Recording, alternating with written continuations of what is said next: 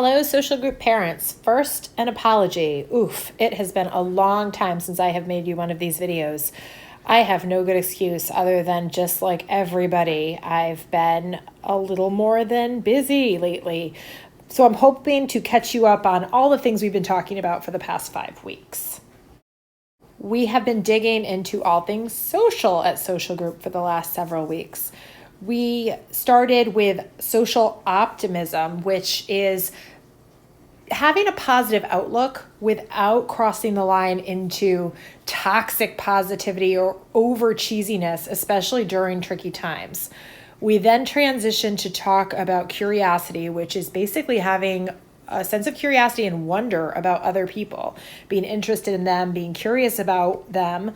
And then we led into social effort, which is really putting forth, if no better word for it, effort into our friendships, letting someone else take the lead on a decision, making the choice that our friend would rather do than us, being patient if somebody needs something. All different kinds of effort that keep a friendship and a relationship going. We then transitioned into the topic of social connection, which is really probably the most important of the social topics, because what we mean by social connection is actually friendship. So it's important to remember that, like anything kids learn, friendship is a skill. For some people, friendship does come quite naturally, just like for some people, calculus comes naturally.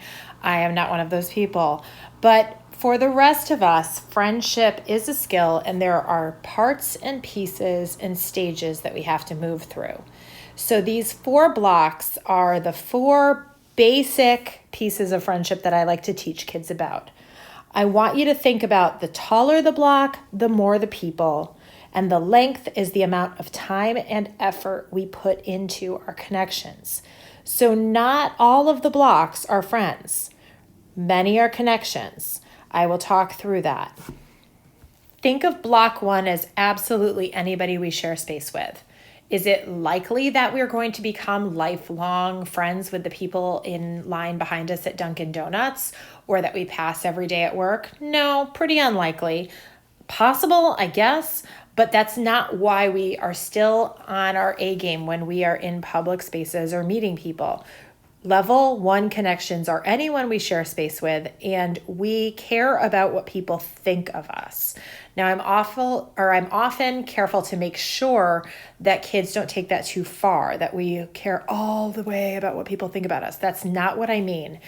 The example that's kind of crass that I usually use is you don't walk into Whole Foods and burp really loudly in the produce section, even if you never will see any of those people again, because we care what people we share space with think about us. Level 2 connections, so there are fewer of them and they take a little bit more time or effort, but level 2 connections are anyone we share space with automatically on a regular basis. So think in the adult world, these are people we work with who we have conversations with or share closer space with on a regular basis. For kids, this is our classmates. These are the people we have in dance class or on the Little League team, or that we may see at Hebrew school or Sunday school. They could be our friend or on our way to becoming friends, but not necessarily. They are people in our community. Level 3 is where things get interesting for both adults and for kids. Level 3 is where we start to notice that people have common interests. We start connecting. We might talk about those common interests. In a 3rd grade classroom, this might mean that, oh, I'm a girl who takes horseback riding and I heard you talking about that, so that's something we have in common. We both like horses. It might be that people watch the same Netflix shows obsessively as we do. There are little seeds of connection that we start to pay attention to and we start to take care of. But we are still seeing these people automatically. We are still sharing space. We are still not having to make the extra effort to connect with them. I'll talk about the gap between level 3 and 4 in a second. But level 4, you'll see the little arrow. That's because I don't have enough space on my iPad screen to draw a really long skinny block. Level 4 are our actual on-purpose friends. They are people that we feel secure with. They are people that we make an extra effort to communicate with or see outside of our automatic spaces. They are people that we trust. They are people that we sometimes will have conflict with that we work to get through because they matter to us. Level 4 are our friends.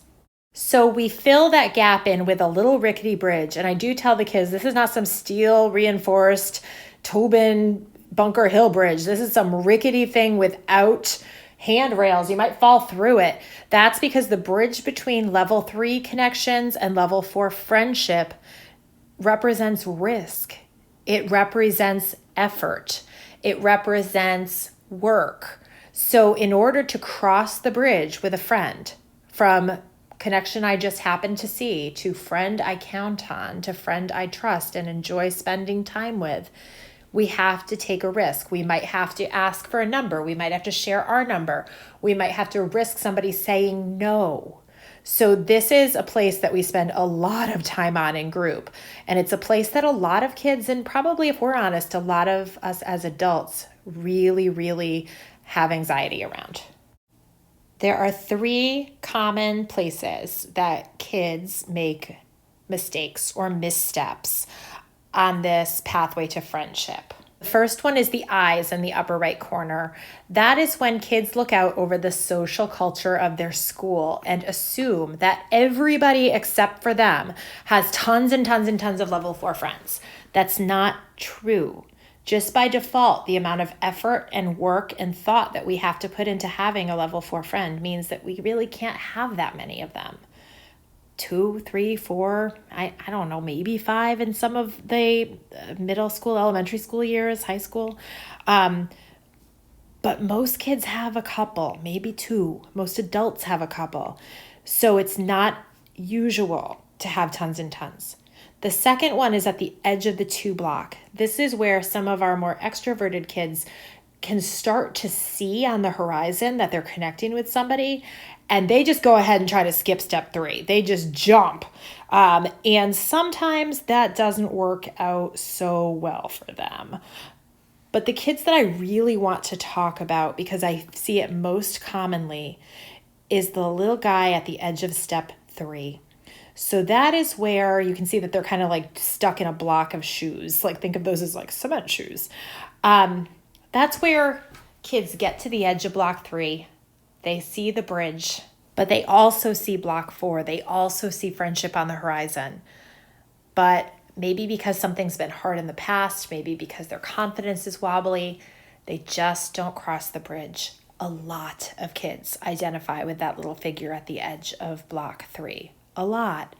And again, if we're thinking about our own lives, we probably do too, because it hurts to get kicked off the bridge. It hurts to put yourself out there and to not have somebody be respectful or receptive to us. It's vulnerable.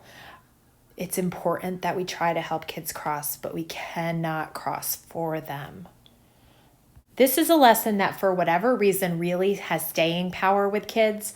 And there can be times that it's been years since they've seen it and they very quickly remember again.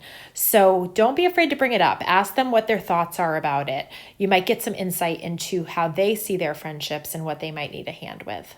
Couple things to remember.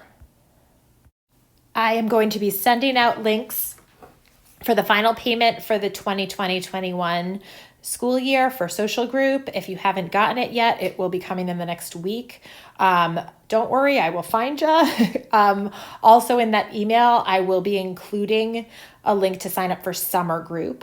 And the last piece, number 3, about fall group. If you plan on not having your child do summer group, but would like them to return in the fall, please just shoot me an email so I can save them a space. Thanks. I hope you're having a great week.